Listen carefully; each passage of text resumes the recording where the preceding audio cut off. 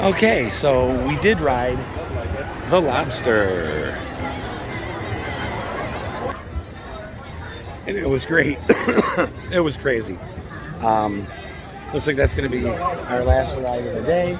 Did somebody just wave at you? I don't know. Well, they had their hand almost in my face. So yeah, we just rode the Lobster. How was it? It was spinning.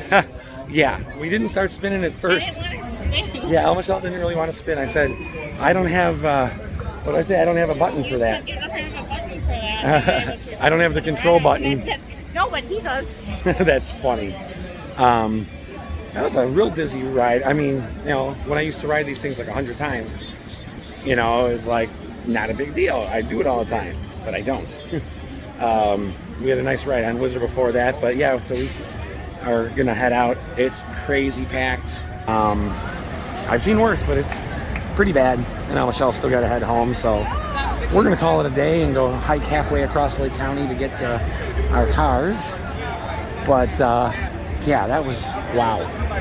The spins though at the end, we kept going your way. We were spinning on towards on Michelle's side like 4, 5, 6 times, and it was just disorienting with the pops and the ups and downs. So yeah, again, the Lobster had been closed for a little while, and it's definitely open, and it's definitely mad.